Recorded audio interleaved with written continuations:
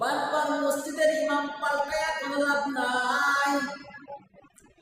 কেননা ইমাম সাহেব আল্লাহর কোরআন দিয়ে কথা বলে, রাসূলের হাদিস দিয়ে কথা বলে। ইমাম সাহেব ইসমা কিয়াস দিয়ে কথা বলে। ইমাম সাহেব যখন সুদের বিরুদ্ধে বয়ান করে তখন আপনি ইমাম পাল্টা ফেলান। যখন ইমাম সাহেব ঘুষের বিরুদ্ধে কথা বলে তখন ইমামকে মসজিদ থেকে বের করে দেন। ইমাম সাহেব যখন দুর্নীতির বিরুদ্ধে কথা বলে তখন ইমাম সাহেবকে বের করে দেন।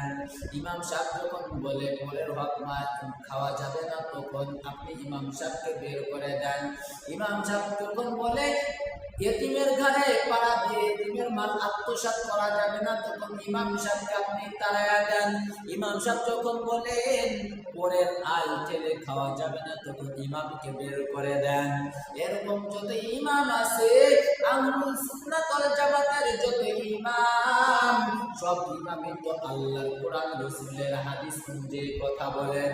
সব আলেম উলামা সুদের বিরোধিতা করেন, সব আলেম উলামা ঘুষের বিরোধিতা করেন, সব আলেম উলামা অন্যায়কে প্রশ্রয় দেয় না, সব আলেম উলামা জালিমের বিরুদ্ধে কথা বলে, সব আলেম উলামা আমার নবীর বিরুদ্ধে যারা কথা বলে তাদের বিরুদ্ধে অ্যাকশন নেয়, সব আলেম উলামা মা বাবার হক নিয়ে কথা বলেন, সব আলেম উলামা বোনের হক নিয়ে কথা বলেন, সব আলেম উলামা ভাইয়ের হক নিয়ে কথা বলেন, সব আলেম উলামা কেমনে সুন্দর জীবন করা যায় সেই বিষয় নিয়ে বয়ান করেন।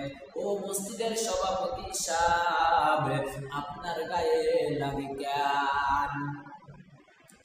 ও সভাপতি সাহেব, আপনি বারবার ইমাম আনেন আর ইমাম পাল্টান। কত ইমাম পাল্টাবেন?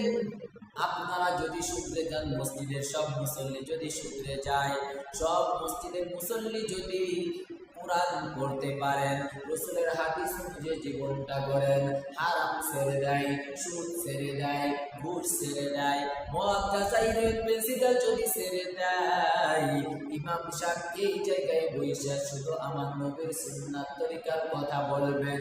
ইমাম সাহেব বলবেন কেমনে জীবনটা সাজাইলে সুন্দর হয়। ইমাম সাহেব আপনাদেরকে বলবেন আপনারা এত ভালো হয়ে গেছেন আলহামদুলিল্লাহ, কিন্তু আপনি অন্যায় পথে চলবেন, অন্যায় পথে হাঁটবেন, আপনি সুদ খাবেন, ঘুষ খাবেন, আপনার বউ বেপরদা করবে, আপনার বউ পর্দা করবে না। ইমাম সাহেব বললে ইমামের দোষ। ও মসজিদের সব মুসল্লিদের কাছে আমি জানতে চাই, আমি কি আপনাদের গোলামি করি না আমার আল্লাহর গোলামি করি?